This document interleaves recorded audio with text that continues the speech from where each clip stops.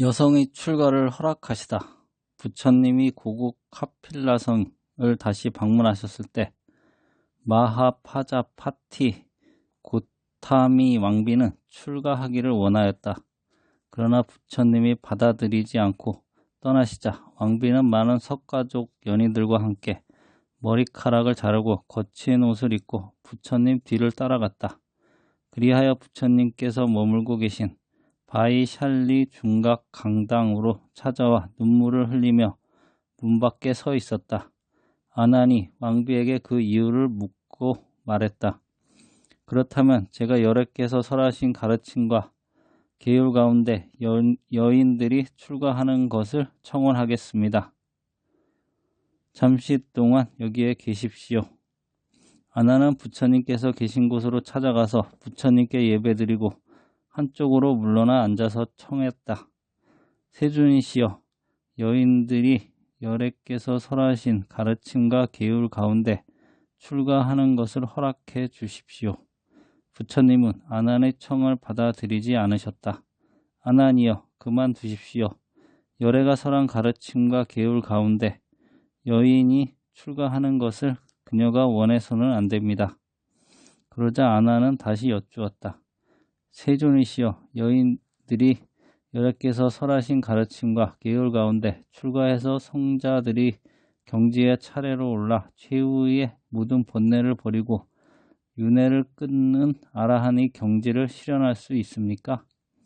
아난이여, 여인도 출가해서 아라한의 경지를 실현할 수 있습니다.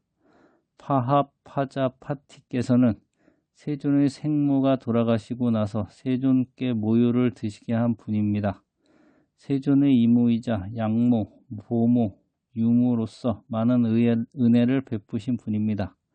세존이시여, 부디 여인으로서 여래가 설하신 가르침과 계율 가운데 출가하는 것을 허락해 주십시오. 그리하여 마하파자파티는 부처님에게 출가 허락을 받아 최초의 여성 출가자 즉 비구니가 되었다. 아이들에게 주는 행복한 가르침. 부처님께서 기원정사에 계실 때 사의성으로 탁발하러 가셨다가 아이들이 모여서 놀고 있는 모습을 보셨다. 가까이 다가가서 보니 뱀 한 마리를 막대기로 때리고 있었다. 부처님께서 물으셨다. 지금 너희는 무엇을 하고 있지? 뱀을 죽이려고요. 살려두면 우리를 물지도 모르니까요. 부처님은 아이들의 대답을 들으시고 말씀하셨다. 자기가 행복하기를 바라면서 다른 생명을 괴롭히는구나. 그런 사람은 결코 행복해질 수 없다. 자기가 행복하기를 바라면 다른 생명도 행복하기를 바라야 한다.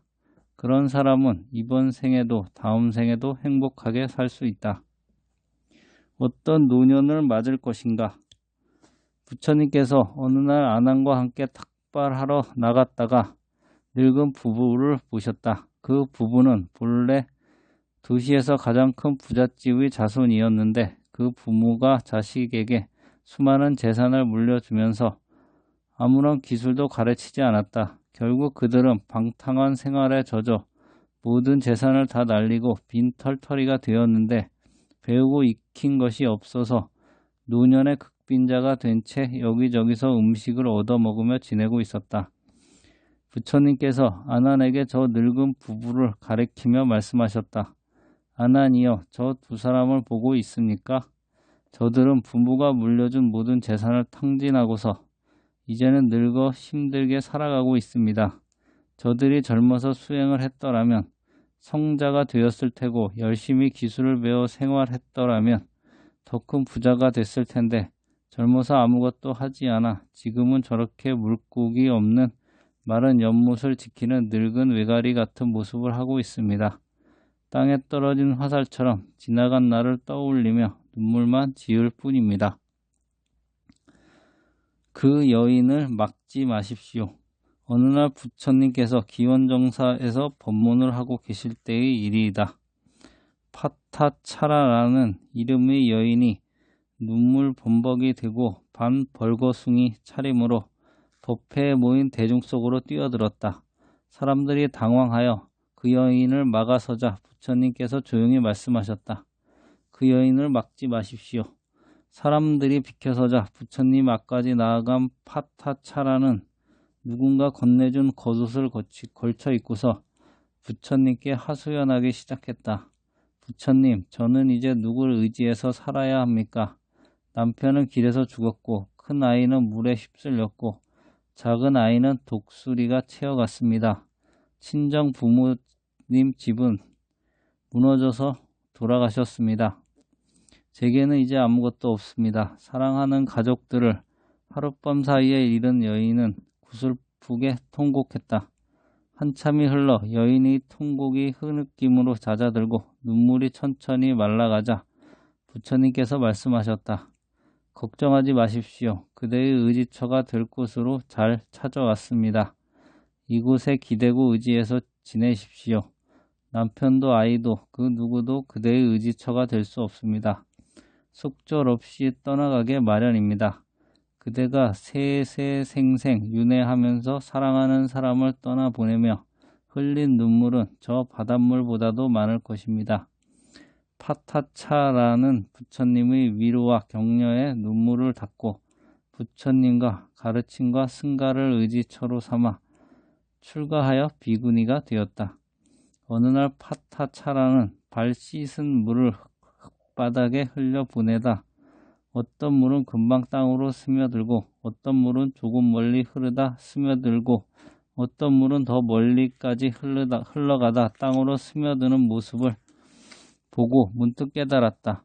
세상에 머무는 기간의 길고 짧음이 차이가 날 뿐 이 세상에 존재하는 모든 것은 소멸하게 마련이요 사랑하는 사람과 영원히 할 수 없다는 덧없음의 이치를 절감한 것이다. 깨달음을 얻는 파타차라는 더욱 용맹정진하여 성자가 되었다. 생로병사의 괴로움이 한순간도 멈추지 않는 세상에서 부처님은 사랑하는 사람과 이별에 몸부림치며 슬퍼하는 이에게 미워하는 이를 만나 분노의 자본을 못 이루는 이에게 늘 따뜻한 말을 건네고 그들이 몸과 마음을 기대는 의지처가 되어 주셨다. 부처님의 말씀을 듣고 슬픔을 떠나 진리의 기쁨을 얻은 사람들은 점점 불어났다. 살인자 앙굴리 말라를 교화하시다. 부처님은 언제나 사람들을 만나서 그들에게 복을 짓고 지혜를 키우며 공덕을 쌓는 길을 들려주셨다. 빈부귀천을 가리지 않고 사람들이 필요하는 곳이면 어디든 달려가셨고 그 어떤 상황에 놓인 사람들이라도 부처님의 손을 잡고 다시 일어섰다. 코살라국 사위성에 앙굴리 말라라는 흉악한 사람이 있었다.